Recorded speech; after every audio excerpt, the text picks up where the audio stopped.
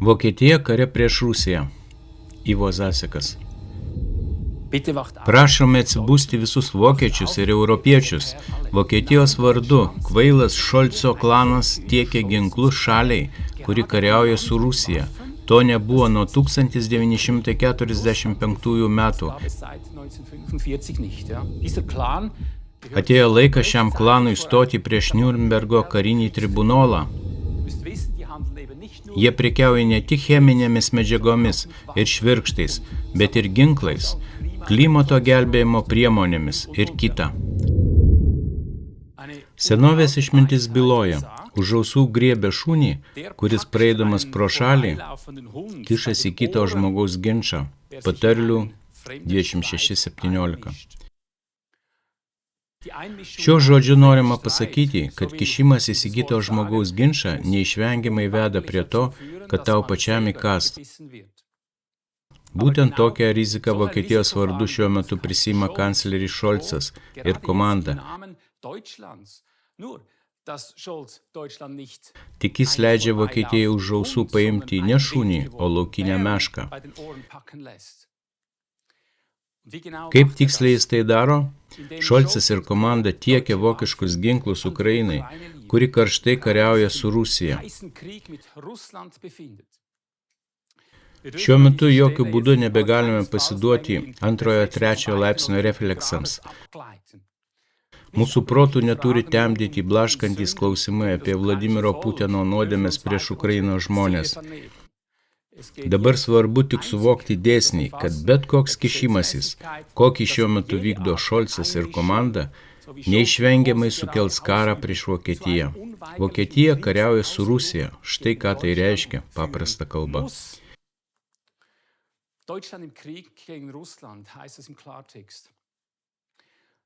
Nuolatinis Rusijos skriaudų sureikšminimas visuose pagrindinėse žiniasklaidos priemonėse mūsų neveda į priekį ir negelbsti nuo trečiojo pasaulinio karo. Priešingai, visas šis sureikšminimas yra gryna karo propaganda, kuri tik skatina griebti besiginančią mešką už ausų. Todėl galima prognozuoti, kad dėl tokio kišimosi nei rusiškoje, nei europietiškoje pusė nebus laiminga, kaip nekartą pabrėžė KLA TV. Tikrieji šio karo organizatoriai ir spekuliantai vėl yra toli už Europos ir Rusijos pavojaus zonos ribų. Tačiau ir dabar neturime nukrypti į šiuos senus refleksus. Vienintelis dalykas, kuris dabar iš tikrųjų svarbus, yra gilus suvokimas, kas tikrai ištiks mus visus, jei ši laukinė meška ir toliau bus vedžiojama už ausų. Nes šis lokys jaučia egzistencinę grėsmę. Niekas negali jo nuraminti, nebent atsiribotume nuo jo ir jo jauniklių, kaip šiuo metu daro veidmainiška JAV administracija, vadovaujama Joe Bideno.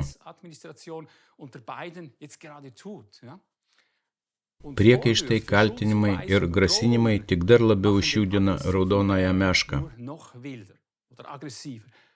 Juk jo akyse blyksi ne tik Ukrainos konstitucijos 108-111 straipsniai. Nuo 2014 metų JAV sukelto Maidano ir Janukovičiaus nušalinimo meška naująją chuntos vyriausybę Ukrainoje suvokia tik kaip šliaužiantį pavojų, taip pat ir savo teritorijai.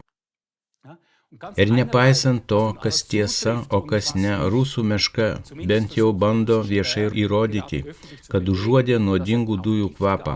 Todėl ji internete paskelbė informaciją apie JAV biologinio ginklo laboratorijų veiklą Ukrainoje, įskaitant dokumentus, kuriuose atskleidžiamas pasirengimas biologinio ginklo atakoms Donbase.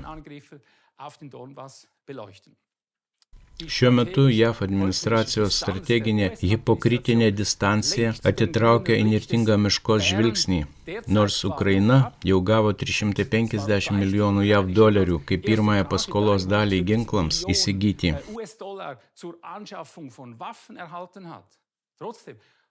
Žinoma, meška nėra tokia kvaila kaip mes, europiečiai, kuriuos galima įtikinti vieną ir tą pačią žinią, kad nei JAV, nei NATO nesikiš į Ukrainos konfliktą. Nors tuo pat metu mums pranešama apie milžiniškas jų paskolas Ukrainai ginklams įsigyti.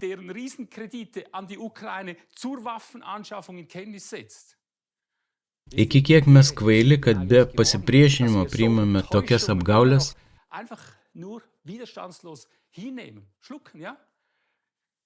Stratfordo kalboje Džordžas Friedmanas išsamei paaiškino, kaip JAV administracija naudojo būtent tokias gudrybės, kad užkirstų kelią bet kokiam Vokietijos ir Rusijos suartėjimui.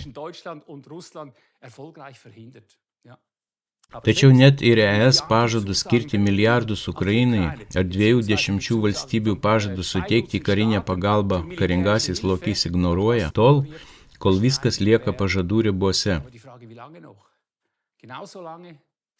Jis taip pat įžvelgia Amerikos klastą, kuris sėkmingai paskatino vakarus įvesti įvairias sankcijas, o JAV ir toliau savo perka pigias rusiškas dujas ir naftą.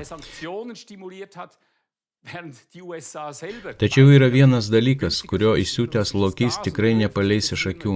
Ir tai yra visi Šolcenai, kurie, kaip ir Vokietijos kancleriais, tiesiogiai tiekia ginklus Ukrainai.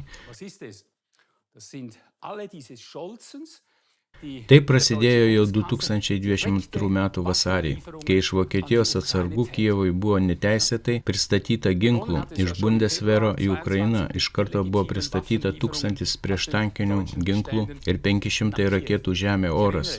Tai buvo tik pradžia.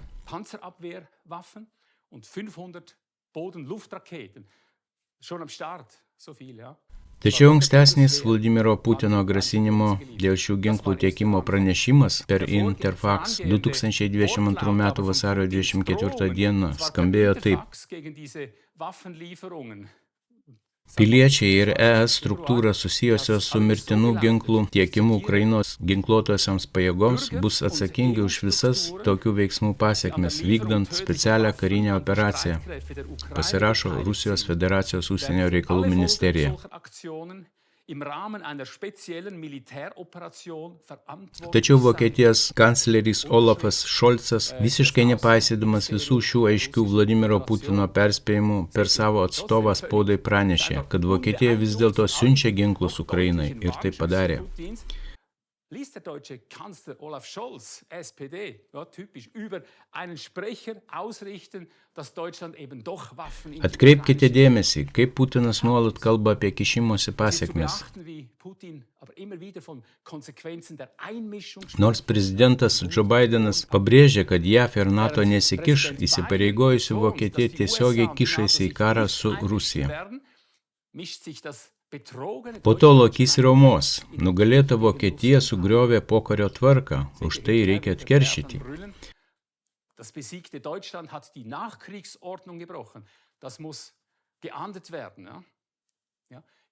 Šolco klano kontrkaltinimas, kad Putinas pažeidė pokarinę tvarką, yra ironiškas, nes būtent šie ginklų tiekimai yra absoliučiai nepriimtini pokarinės tvarkos atžvilgiu.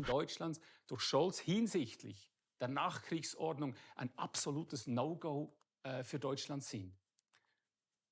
Prašome atsibusti visus vokiečius ir europiečius. Neapdairus Šolco klanas Vokietijos vardu tiekia ginklų šaliai, kuri kariauja su Rusija. To nebuvo nuo 1945 metų.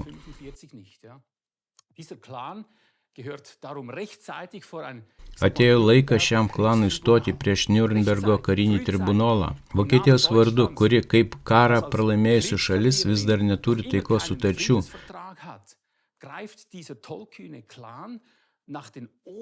Šis kvailas klanas griebė įsiutusią mešką už ausų ir dėl to neabejotinai kalti klastingų ginklų prekeiviai, kurie dabar vėl gauna milijardinius pelnus iš karo krizės, kurią patys kursto.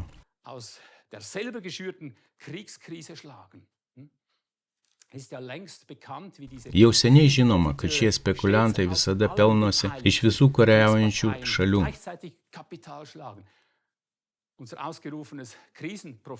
Mūsų skelbiamas draudimas pelnytis iš krizės vėl tampa labai aktualus. Ich sage, kein zweites Verhalten kann den russischen Bären gefährlicher provozieren. Joks kitas elgesys negali taip pavojingai išprovokuoti Rusijos meškos, kaip ką tik aprašytas Vokietijos ir galbūt NATO kišimasis į Ukrainos karą. Wehrmacht des wütenden Bären herausgefordert, unweigerlich. Tai bus mestas iššūkis visoms įniršusio lokio ginkluotosioms pajėgoms, kurios staiga negailestingai nusitaikys į Vokietiją ir Europą.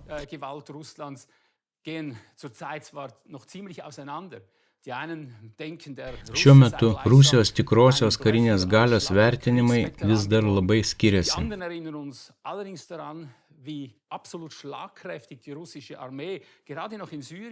Vieni mano, kad Rusas virto senu nevykusiu karo veteranu, kiti prisimena, kaip galingai Rusijos kariuomenė neseniai paralyžavo visą elektroninę karo įrangą Sirijoje, daugiau kaip 600 kvadratinių kilometrų plote.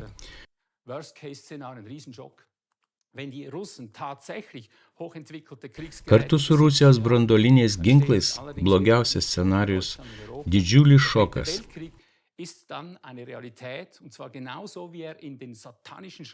Jei Rusai iš tiesų turi labai pažangių karo mašinų, tuomet Vokietija ir Europa turės bėdų. Trečiasis pasaulinis karas tada yra realybė, kuri numatyta šėtoniškuose raštuose.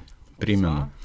1851 metais buvo detaliai suplanuoti lygiai 3 pasauliniai karai, būtent Alberto Pikėjo, aukšto rango masono. Pikėjas buvo tarsi dievas tarp masonų, įkūrė Škotijos ritą, tai yra 30-33 aukštąjį laipsnį.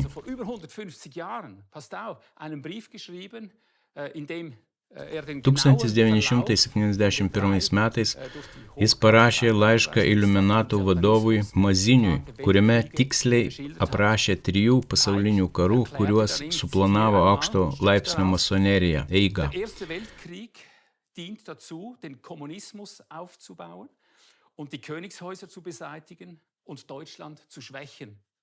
Jame Pikėjo aiškino, pirmasis pasaulinis karas pasitarnaus komunizmui sukurti, karališkiesiems namams pašalinti ir Vokietijai susilpninti.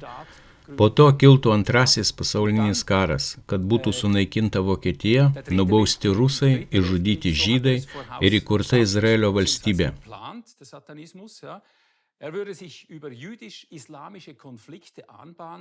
Trečiąjį pasaulinį karą pranašavo jis.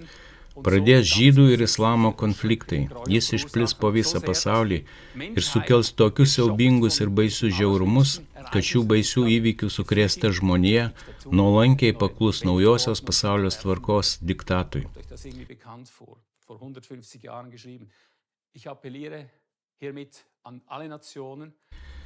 Kreipiuosi visas tautas, o visų pirma į laisvus švietėjus, prašydamas dalyvauti švietėjiškoje kovoje.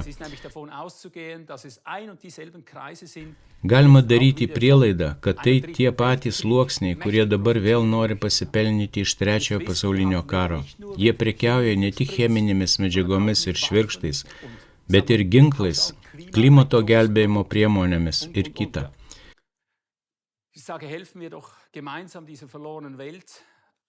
Padėkime šiam pasimetusiam pasauliu išsivaduoti iš šių krizės spekuliantų kilpos, kolektyviai atskleisdami jų slaptus ryšius ir nuolat skelbdami visuotinį pelno iš krizės draudimą.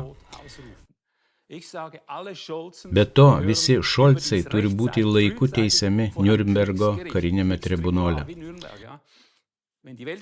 Jei pasaulio bendruomenė tvirtai nuspręs, kad šie karo kurstytojai bus teisiami ir nuo šiol niekam nebus leidžiama pelnytis iš krizių, nei iš pandemijų, nei iš klimato katastrofų, nei kaip dabar iš karų, tuomet galėsime užkirsti kelią savo žlugimui ir kartu kurti naują ateitį.